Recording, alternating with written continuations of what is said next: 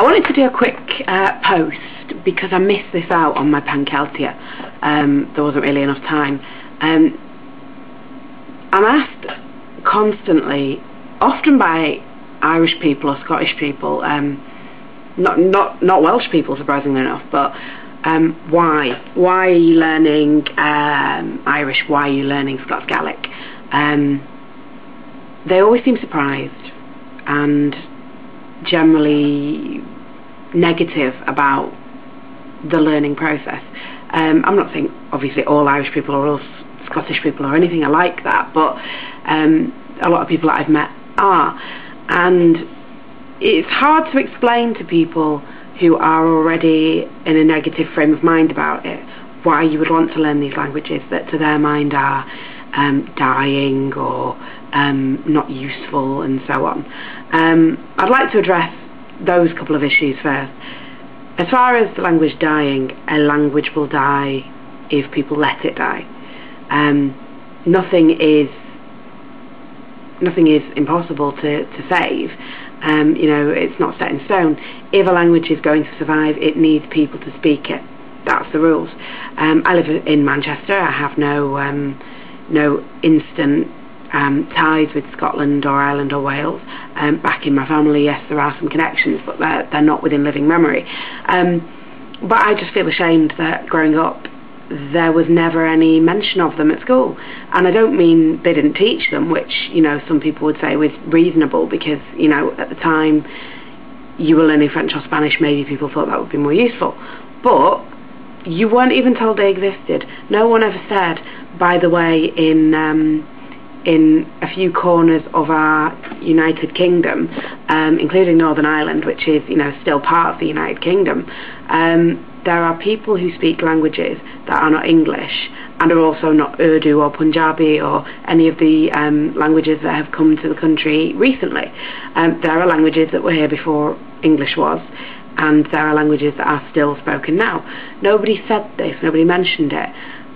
Through reading around and through spending time, I found this stuff out, and I just think it's a shame that, you know, what is heritage, and the majority of people in the British Isles have some kind of ancestry from other parts of it, you know, from, you know, I'm sure there are Irish people who have ancestry from possibly maybe Wales or England, even if it's far back, and vice versa, and, you know, Scottish people who have English heritage, English people who have Scottish heritage, all mixed up. You know, nobody can say, oh, there's nothing to do with me, because we are a very mongrel race, we are very mixed up. We should be proud of that. We're a melting pot. We have been in history, let alone now. These languages are very close to my heart, and I can't explain why. I can't explain what the need was for me to learn them or why I had the urge. It just really, they were special. They existed. They've existed for such a long time, and for them to be lost, the beautiful, beautiful music and songs and things that, you know, you can never, you can sing a song in Irish even if you don't speak Irish, but does it have the same meaning to you? You know, as time's gone on and I've started to understand more words of songs that I liked before I knew any Irish or any Gaelic. As I say, I'm quite at a beginning stage in Welsh now, so I can't say the same for Welsh yet.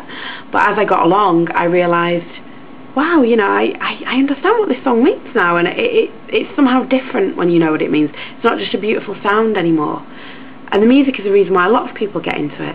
But just a pride in something that is indigenous to this island. Whether you're a Scottish or an Irish nationalist and believe that, you know, maybe the island should be all, the parts of the United Kingdom should be all split up again and Northern Ireland should join Ireland or whatever, you know, I still think of the British Isles as being my home in general, and I would like to think that these languages survive beyond our generation, and that it isn't this generation, especially with all the resources we have available now, that it isn't us that lets them die. I mean, if they've been kept alive through poverty and famine and people emigrating and, you know, people having nothing, then for them to die in a time when we've got endless amounts of books and money and the internet and the opportunity to travel and learn, why, you know, that's very sad. It's very sad. And when people ask me why are you learning these languages, I think, well, the amount of fun I've had, the people that I've met, almost everyone I've ever met who's learning these languages has been a really nice person, and I've really found good friends. I've made really good new friends simply in my own town learning Irish. People who maybe I wouldn't have shared any other interests with, but it's the way it goes. It's a great thing to find people who share that passion, but to be able to speak in another language, to be able to speak any other language, is very special, especially to somebody like me who was brought up monolingual until the age of maybe 23. I think that if you want to learn a language, what many people seem to think or seem to say is, why learn Irish? Why learn Gaelic? Why don't you learn something useful? And I'm not saying that all people are like this, but I tend to find that the people who say, oh, I'm not learning that because it'll be useless, if I was going to learn a language, I'd learn something useful, never actually learn any other languages. I'm not saying that's true of all people, but it's true of many, that they tend to stay monolingual, because what they secretly really mean is, I speak English, why should I speak any other languages? Because you're missing out on a great deal. You're missing out on endless other worlds. I mean, look at the internet. I've seen the English internet, but there are whole other internets. There are whole other internets in French and Spanish and Irish and Gaelic, and, you know, I mean, obviously the internets in Irish and Gaelic are a little bit smaller. The internet in Welsh is getting a lot bigger. There are whole other internets, and if you don't know where to look, if you don't speak the languages, you don't know the keywords, you don't know what to put into Google, which, by the way, you can get in Irish, I don't know if you knew that, then how do you find these things? It's a whole new world, and you are doubling the potential for happiness and for knowledge in opening up those new worlds. And to people who had Irish at school, Gaelic's not compulsory, so obviously it's not quite the same, but who had maybe Irish at school, maybe Welsh at school, didn't enjoy it, that's not the language's fault, that's your teacher's fault. The language doesn't really exist as a separate entity, it exists as part of the people who speak it. It is only part of the people who speak it. And therefore, if you speak the language, then the language stays alive. The language stays alive because of you.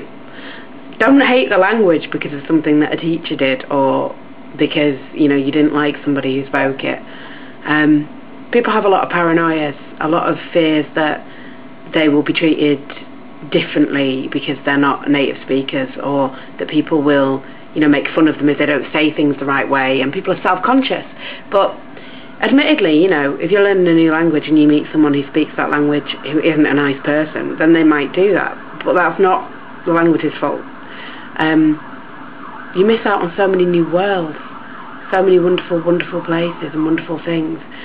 I mean, I'm Mary, I'm Marie, I'm Moira, I'm, you know, 3 different names, 3 different places. I think in Welsh I'd just be Marie still. But it's just so easy to begin. It's so easy to begin. And when people ask me why, as if it's strange that I would want to, that's a shame. It's a shame for them. It's a shame for me as well, because it would be nice to have more people to speak to. In Manchester, I've got a few, but, you know, it's always nice to have more.